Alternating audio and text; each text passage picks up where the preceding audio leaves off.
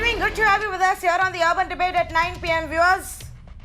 There should only be one big conversation that we need to have on prime time right now, which is about our country's financial state, which is about our country's economy, which is about you and me, which is about our future, our jobs, those around us, businesses around us, the growth for us, our families and our country. Unfortunately, it doesn't happen often. Too boring, too dry a subject to talk about. But I will talk about it tonight, as we do constantly, week after week. It's been 6 months since the lockdown was announced. 6 months, maybe to some of you it feels longer. But in 6 months, we've gone into a lockdown that got extended multiple times. Then we gradually started to unlock and open up. Now it's come to a point where some parts of businesses have begun. Shops have opened. Malls have opened. But in many cities and towns of our country, they remain empty. They're selling the goods. They're selling you clothes. They're selling you your daily essentials. But they remain empty. People are not buying. People don't know if they're going to have a job, if there is another salary cut on the way. And so business is still down and out. Now here is my question tonight. 6 months since the lockdown, are we staring at a situation from where there can only be revival, or are we staring at some more pain coming in?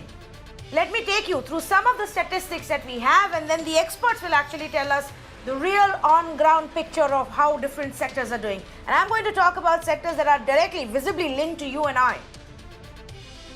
When it comes to traders and small shops, the CAIT, the All India Traders Association, the Confederation of Traders, has said that nearly 1.75 crore small shops in India are on the verge of shutting down. There was also this loan relief that the RBI and the government had given. That's ended now on August 31st. And so now businesses are on their own. And if they're not able to repay their loans, they will default. And there will be bigger problems for those loans and those banks who gave those loans. 25% of the small shops and businesses have shut, says the CAIT. In the apparel sector, as per India Ratings and Research, 40 to 45% decline is expected this year. That's a significant amount of a washout in a business which is already down and out. We didn't start this year on a great level, or even last year we weren't really seeing great sales going on. The retail sector, according to Google Mobility Report, 29% decline in business between July and September 2020. In the hospitality sector, yes, the hotels have resumed operations, but there has been an 80 to 85% erosion in their revenue streams. And the CII Hotel Weight Research presents a report says that only about 30% occupancy is expected till 2021. So the rest of the year is also washed out. Hospitality sector, in fact, expects a loss of 90,000 crores. And then the startup industry that has also gone through a lot of pain. 70% of them badly impacted by COVID-19. 12% have shut operations, says FICCI. These are numbers that I'm giving you that have come from the industry. The government really doesn't have elaborate data on jobs lost or businesses shut right now. And so these are the numbers that we're going to go with. But here are some of the questions that I want to ask. With the loan relief, the loan moratorium now ending, will we see more smaller businesses default? Is there enough financial support for the small businesses? And to you, the viewer, think about it. Around you, are you seeing more eateries shutting down permanently? Are you seeing more shops shutting down permanently? Fewer people in these shops because they can't afford to pay more staff members? Is that the reality around you? What is it that you're hearing from your friends and family members?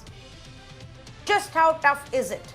That's the big question. Let's say good evening to the panelists who are joining us right now. Praveen Khandelwal, Secretary General for Confederation of All India Traders. Amrish Arora, the member for the National Restaurant Association and part of the managing committee for Hotel and Restaurant Association, Mr. K. Ganesh, serial entrepreneur, promoter for companies like Big Basket and Portia Medical, Amey Vridman, managing partner for Travel Aura with us this evening, and Mr. Viren Shah, Federation of Retail Traders Welfare Association, joining us this evening as well. Thank you so much. Mr. Khandelwal, if I can start with you. This is a number I believe was released about 10-12 days ago, that roughly 1.7 crore small shops are on the verge of shutting down. Can you help us understand what is the on-ground reality, just how tough is the situation and why?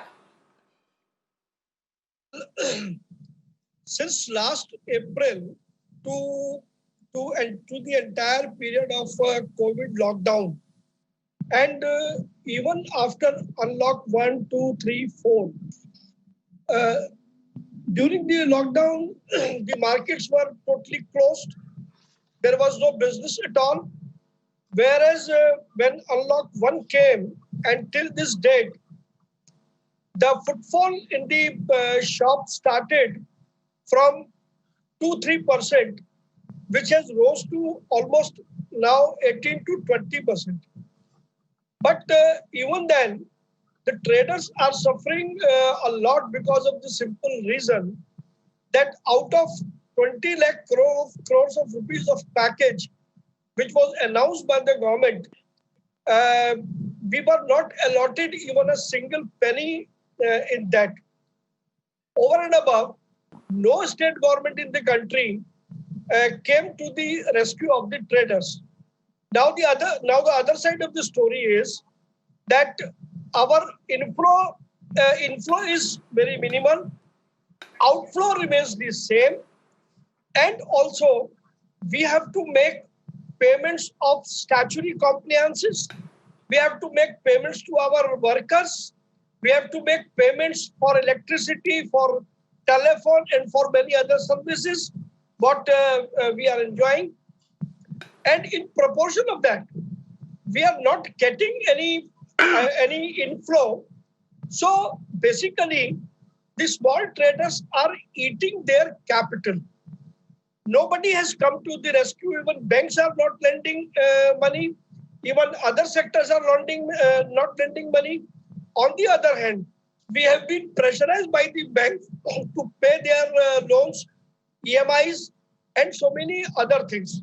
So under such a situation, when the traders were already working with a very minimal capital, and when there is very less footfall in their shops, almost it becomes very difficult to survive in this pandemic.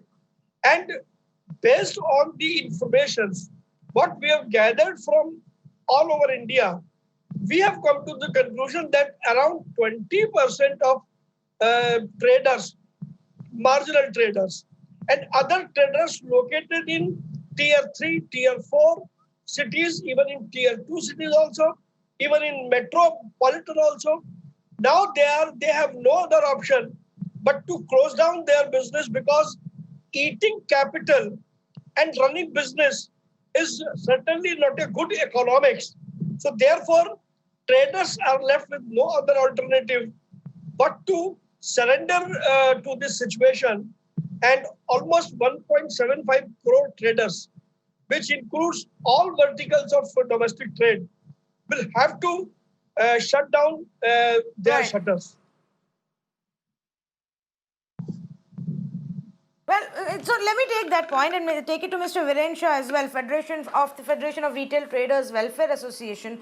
Mr. Viren Shah, is there nothing from the existing schemes for financial support, for additional borrowing that can help the smaller traders, the smaller shops at this point of time?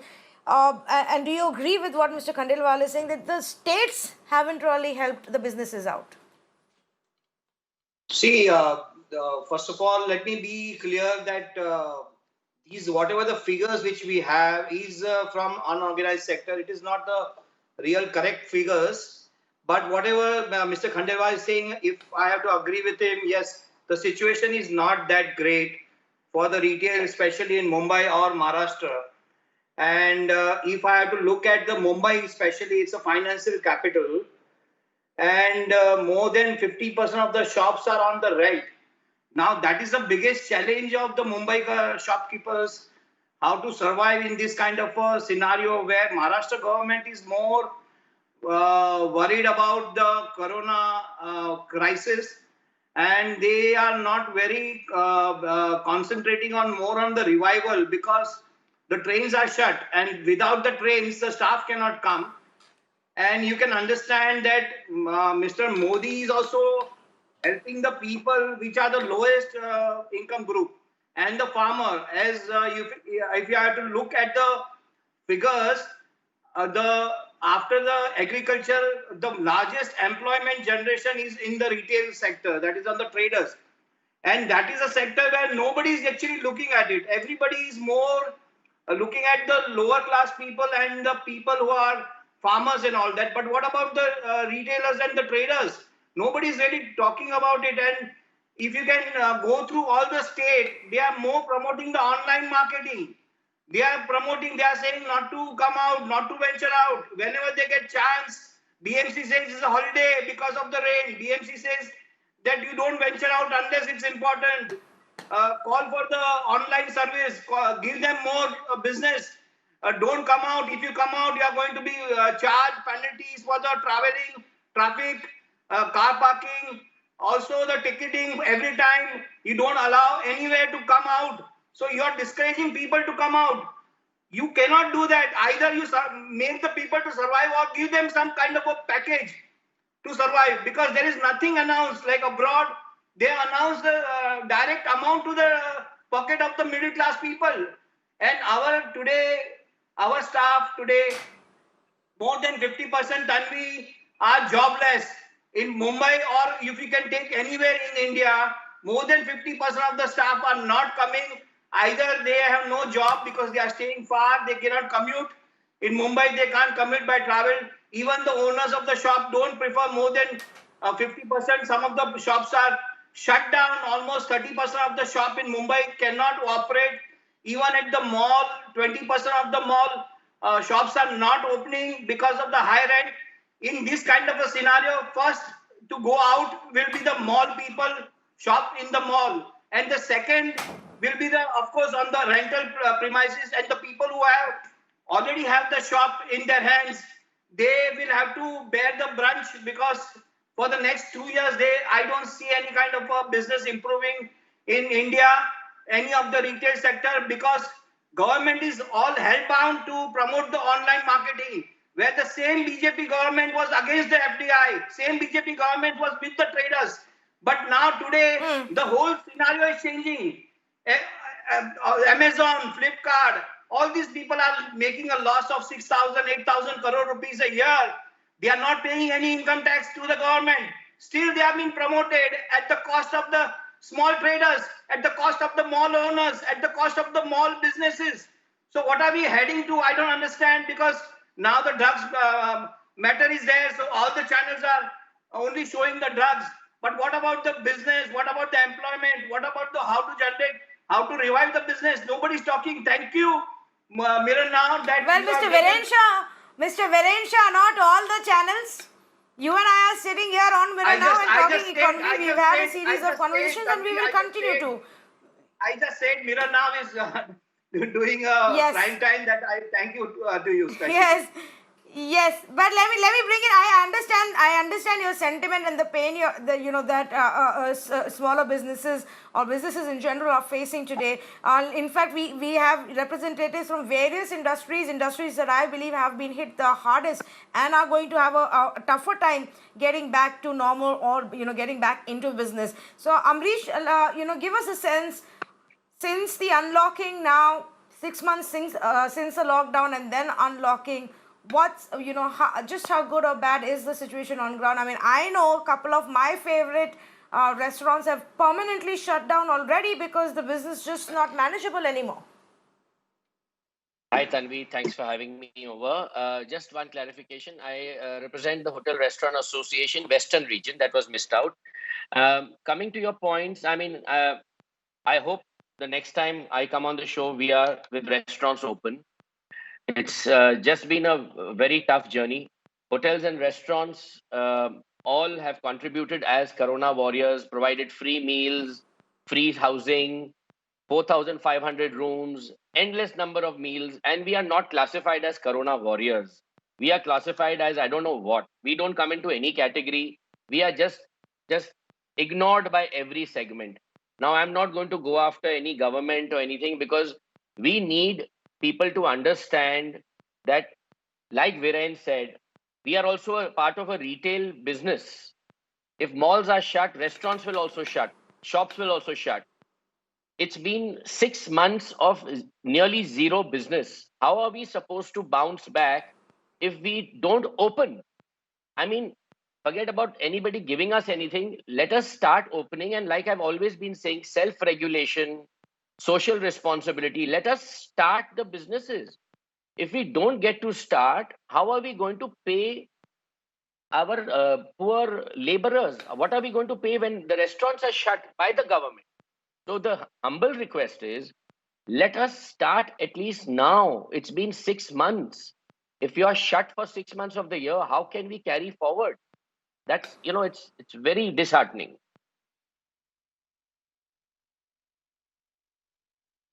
No, I understand. And at some point, yes, the restaurants need to be opened. Amrish, just a quick follow up. In other parts, especially in the northern region, for example, in cities like Delhi, they have allowed, even in Bengaluru, they have allowed restaurants and pubs to open. What are your colleagues and your peers really telling you? How much of business revival have they seen? So it see, it depends on locality to locality. There has been revival of business in some pockets in Delhi, not so much in the other. Some it's like kind of very difficult to really pinpoint. But definitely, when the fear will go out, I am hearing from some friends and relatives. They went for dinner yesterday, and the place was full. That's what I'm saying. If we are traveling by airline, I went to Delhi. The next door person of mine is asking the aerostess, "Can I eat?" How do you eat without putting your mask down? And where is the 6 feet of social distancing? Which restaurant? So if Delhi and Bangalore restaurants are starting, they are bouncing back. They are being looked at. Even I heard that the liquor fees for 6 months has been waived off. So we're expecting all governments in India to follow suit. So we need to start. Restaurants are going to bounce back only if you start. And Delhi and Bangalore have taken that lead. And I'm sure the Maharashtra government is just waiting. There's a spike in cases. I understand. But it's time to start now. It's not going away. So we need to start. Amel, Vridhaman, would you also agree that we need to open up a little more, or because if there is a concern about COVID, then the government needs to figure out another way of supporting the businesses? We definitely need to open up more because majority of these businesses are rental properties in terms of hotels or restaurants. Most of them are rental properties and overheads are at the maximum with no business for the last 6 months, with no traffic in terms of interstate travel, intercity travel, tourism, as well as hotels has taken a big beating, which is why even if things start, you're going to have a lot of problems because it's to get back to how it was and to survive. It's going to take at least a year or two to get back to normal. Things need to start as soon as possible. Numbers are increasing, but the government has to find a way around it. Also, the airlines, there are a lot of restrictions to the number of airlines. What about, yes. Lot of Yes, restrictions in in fact, I number was of going to airlines talk to you also. about larger, the tourism and the hospitality industry as well, because, even if we open up, people may start traveling a little bit for personal urgent reasons or maybe work reasons, but we're not going to see a lot of otherwise leisure travel and, regular travel take place, open up in the coming few months. How will the industry survive? Actually, you're quite right, Tanvi, because people are not going to be able to travel the way they used to. There's no leisure travel, there's no holiday traffic. Only people who need to necessarily travel will travel. If there is a lot of business have also realized that they can manage without traveling, without moving from city to city. They are managing online on their video calls. So travel is going to be restricted. A lot of people are even scared to travel. Maldives, Dubai has also opened up for tourism for passengers who want to travel in and out of India, but everyone's very scared. They're still not sure is it safe to travel. Also, when they come back, someone might go for a holiday for 10 days, but when they come back, they're going to be faced with 7 days of institutional quarantine, another 7 days at home quarantine. So if somebody goes for a holiday for 10 days, he's actually spending 35 days outside.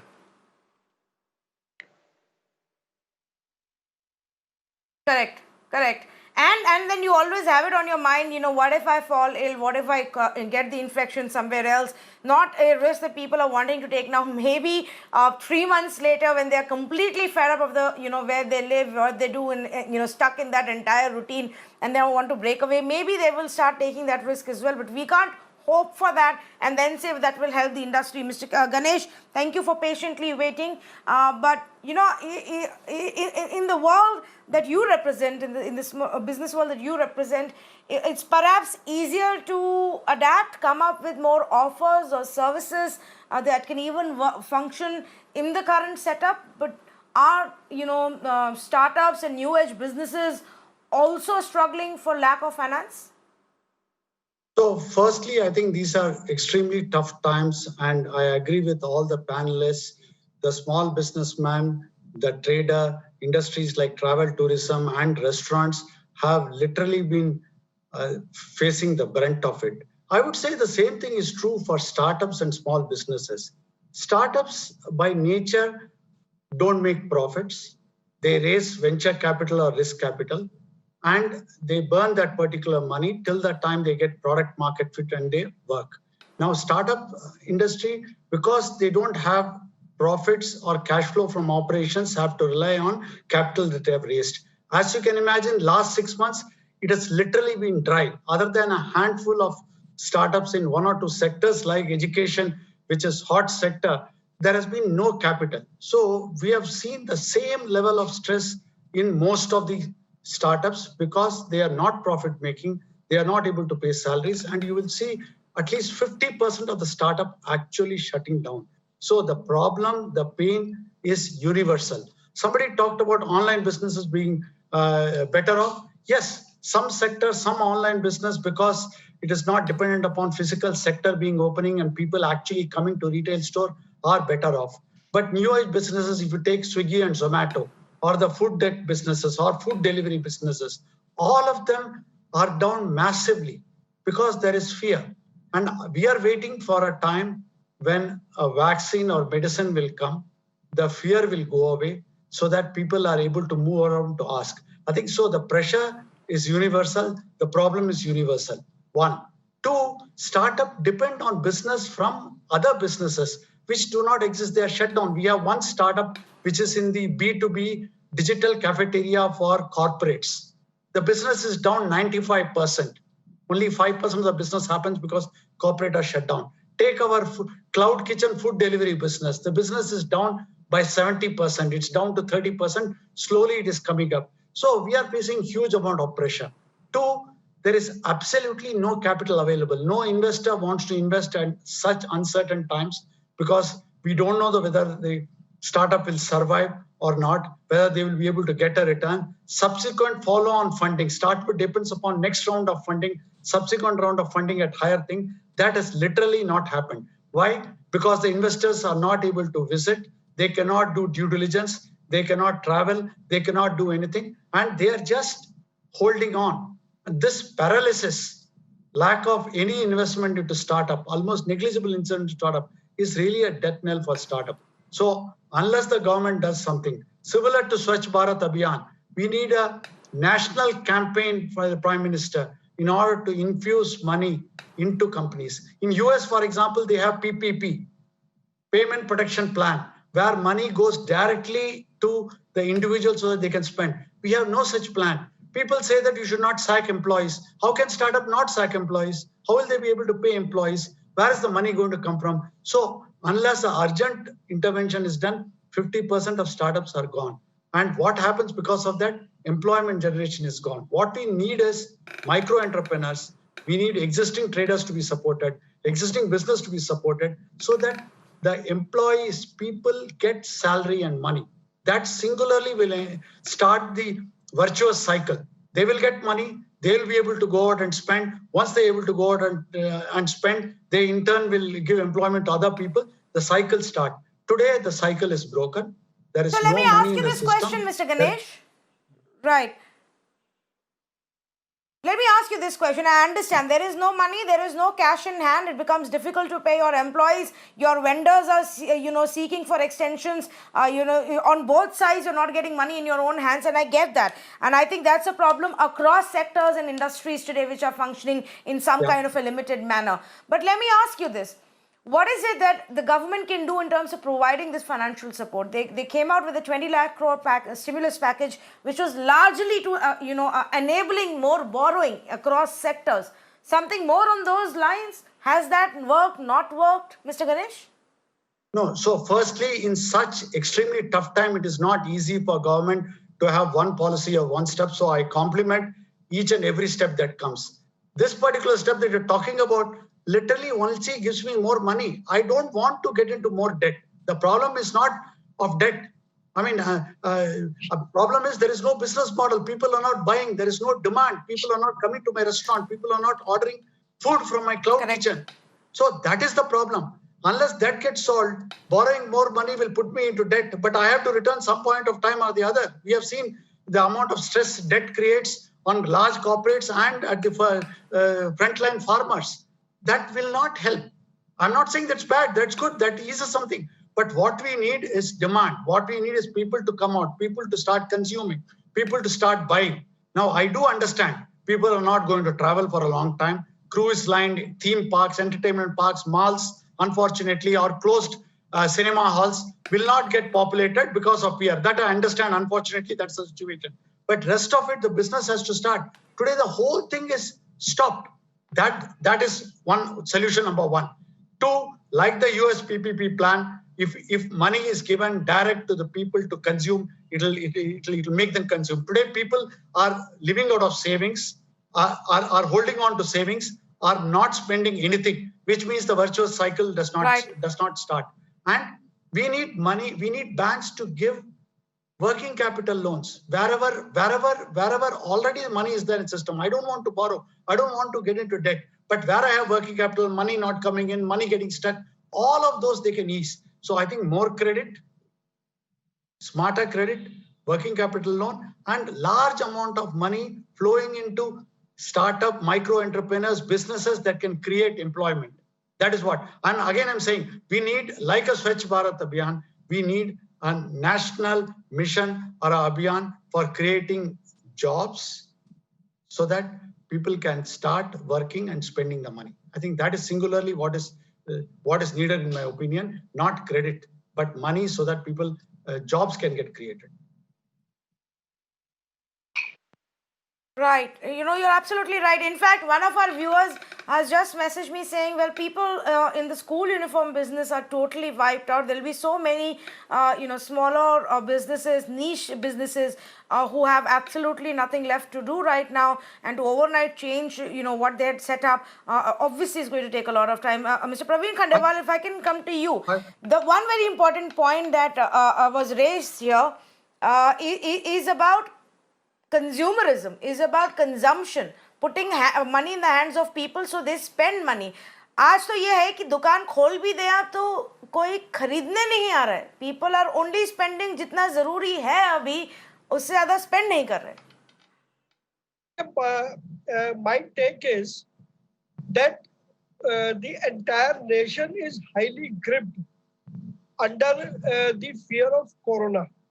Nobody wants to go to the physical markets to expose themselves to any kind of possibility of affecting with corona. It's a naked truth. We have to accept it. But on the other hand, what I feel that first of all, the government should instruct the banks that for next 1 year, let all the loans be remain as it is, and bank should not force any trader to pay back. Number two, what Mr. Ganesh was saying, we have suggested the government to provide the traders with a corona loan with minimal rate of interest, because at this point of time, there is an emergent need to revive the business, to start the market. And even for that, we don't have funds. So somebody has to come to our rescue, and it is only the government, nobody else.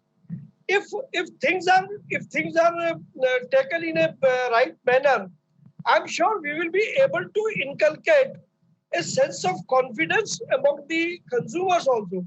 You will be surprised to learn that not even a single bazaar of the country was sanitized when unlock was there. We traders did whatever best we would have done, but this is not the case. Why customer is not coming to the market? Because the conditions of the market is not very congenial. If we are able to make markets for the customers to give them a satisfaction and confidence, yes, we have taken elaborate arrangements for the safety and security, and the guidelines of the government is being followed in letter and spirit. Then I am sure consumer will come, and now we have festival season till Diwali.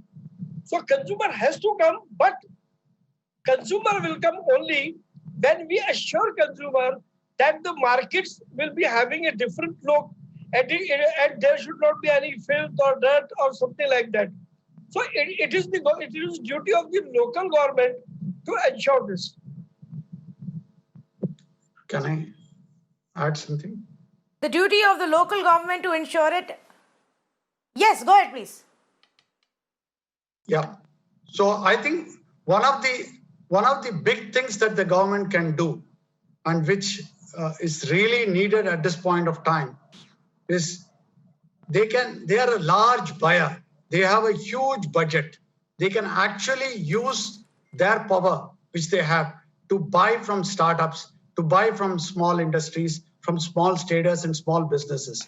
They can actually say that 10% of the purchase or 20% of the purchase is reserved for buying from SMBs, from startups. I think that is very important. Government as a buyer, government as a consumer, government as a purchaser is huge. And that way they can actually kickstart the virtuous cycle. I think that's very important. Two, they can also insist that when they award projects, when they award large contracts, that the people who are getting the contract, the consortium, the primary buyer, whether it's people who are running the airport contracts or PPP project, have to reserve 20-25% from SMEs and startups. So a preferred procurement for startup from government can help a lot. Again, we are talking about a situation where we not to kickstart the economy. We are talking about a situation where we get consumption, where we create demand.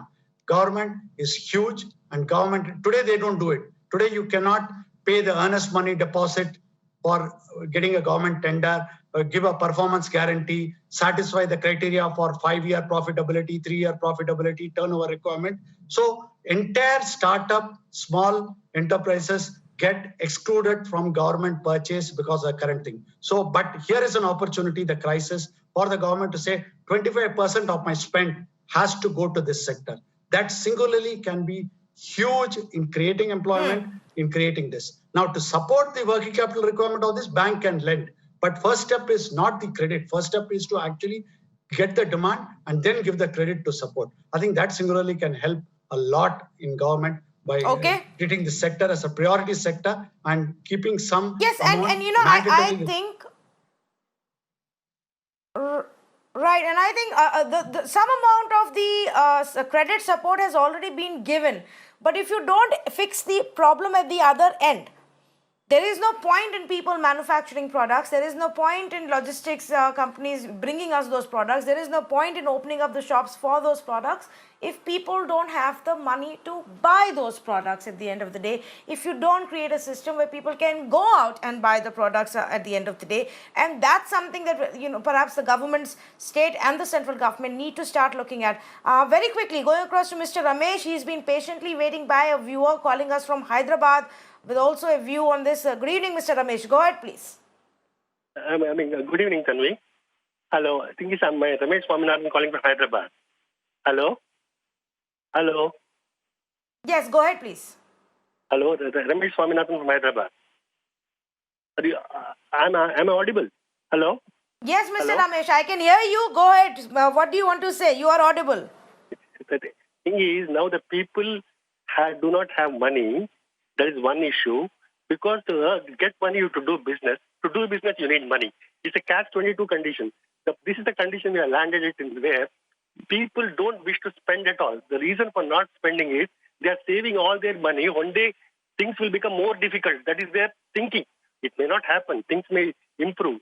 But the reason is we have acquired status in a conditional status 2 in our COVID infection. Because this is the stage, and per day increasing around 90,000, 80,000, the people will have the fear. Unless genuinely the curve flattens and people get the confidence, nothing will happen to me, they will not loosen their purse at all. This is the thing. Another thing they told me that people should earn money. What happened when they gave concession for the corporate tax? Nobody, they also they said that people are not buying. Because the reason is when they, as long as even government invests money, unless people don't buy, nothing can happen to business. That is virtual boycotting of the business. That's Right. what people are doing. I mean, not intentionally, but the thing is they are forced to do this because they don't have money, because they want to save it. Tomorrow a bad day worse day will come. That's their opinion. Unless things improve, this status will continue to remain like this only. Let us hope that things improve and the curve really flattens. And the thing is, the infections don't increase. They are in very tolerable limits. Probably 1,000, 2,000 per day. Probably that day people will come out and do business and start buying. People have to buy. For that, people mindset has to change. But this can only happen when COVID infection Yes, decrease. and Hello? well, the other point is, and thank you, Mr. Ramesh, for calling and making your point. I appreciate it. But if I can just go back to our panelists, Amay, if I can come to you, there's also something to be said about policy making from here on. We need to have a longer term view. COVID is not going away.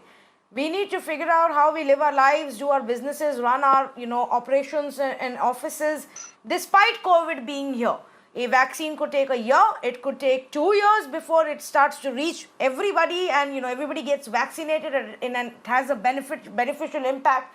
Do you feel that there is a need to relook at our policy? We still have places and states and cities, Amay, where they just go into a 1 day, 2 day lockdown randomly. Now, how is that going to help except hurting the business?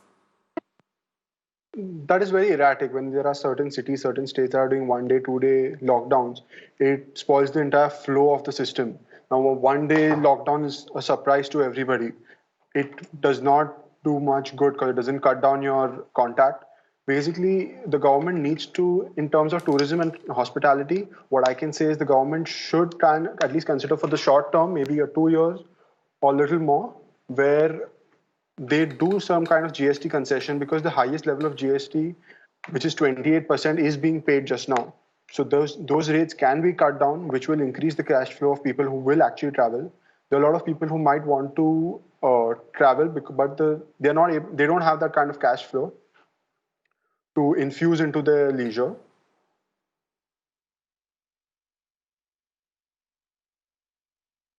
Yeah. No, yeah, you're absolutely right. And that, of course, is the long-term problem that will have to be fixed very quickly. If I can go across to Amrish as well on this. Amrish, policy and a long-term view for, while designing that policy. We've done the first 6 months. We went into an unprecedented situation. Nobody knew how it had to be done. We figured our way through it. But do you think now at least we need to say, okay, we have enough information and facts available with us to design a more stable long-term policy? Agree to what Mr. Ganesh and the other gentlemen said. Long-term policy should be based on mindset change. The government needs to change its mindset from helping the poor to helping the people to help. To the Maharashtra government, it's a golden opportunity to now strike and help us. I'm representing hospitality with three things. GST input credit, please look into it. We are the only industry not having input credit. It's against the principles of GST.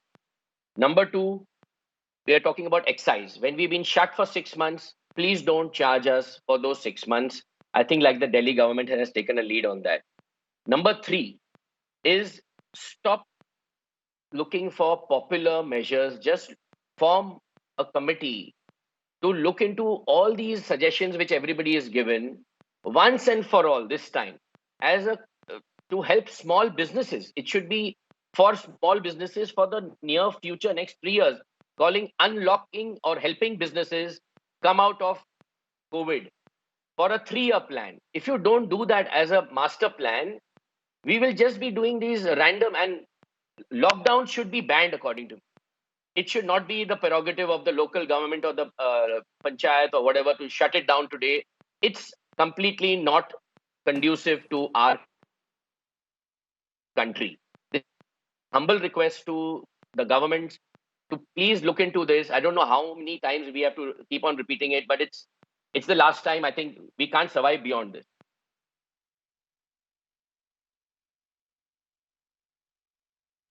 Okay, no, I take your point, and I think I agree with you. This repeated lockdown, and in a lot of places with a lot of administrations, it's just been their easy way out. Instead of implementing a tougher lockdown, instead of preparing when you have the time to create that kind of healthcare infrastructure, they've simply gone ahead and blankly just put these local lockdowns, which have not helped at all, except that they've just hit the business further and more. And that's something that I think needs to change. Very quickly, my last question to Mr. Viren Shah. Mr. Viren Shah, one thing that you expect or hope that your state or your central government now does to help small businesses?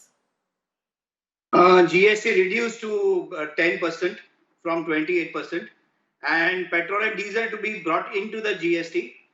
That will solve a lot of issues for next 3 to 5 years. Secondly, government should create an employment opportunity for rolling of the cycle. Right now, the cycle is shut, and we don't know for next 2 years how it is going to be survived. So people are going to be more jobless. The moment the more shops will close down, more hotels and restaurants will close down. Now they have to look at the opening up everything, like traveling business, hotel business, restaurant business, open up everything. Like USA opened it from the day one. I understand it increased the corona spread, but now it's 6 months. Government is fully equipped and they know how to survive. There is 82% of the recovery. So people should not get worried. Now people are also not worried. But the government is creating a fear. Government is creating these kind of a lockdown. Government is creating this kind of a punishment. Government is creating and hassling the people. They should actually now concentrate on allowing business to revive completely. Trains, buses, flights, traveling, hotels, restaurants, everything has to switch on. Otherwise, the business will completely switch off for next 3 years. We don't know what's going to happen. You can see the kind of reports are coming. I'm really worried about how the business is going to be survived. And I completely don't understand. There are no experienced people in the team. There are no professionals in the team who can understand the small business, right, who can understand the small business. The government do not have any committee. At least bring experts in the committee, bring the people who are from the grassroots level, bring them in your committee, ask them the technical problems, ask them how to survive. There are street vendors, hawkers, there are people on the streets who are doing business, people on the shops that are doing business. Correct. People completely, it's out of the track right now. And right now, it's a political vendetta going between the parties and the business getting affected. Sorry to say that. Mr. Viren Shah, those are all distracting tactics, but it breaks my heart as well. Like, I mean, of course, it impacts you a lot more, but when we walk by or drive by and we see these shops now open, allowed to reopen, the entire staff is present there, they're all ready, and not even one customer is walking in right now, partially because of COVID fear.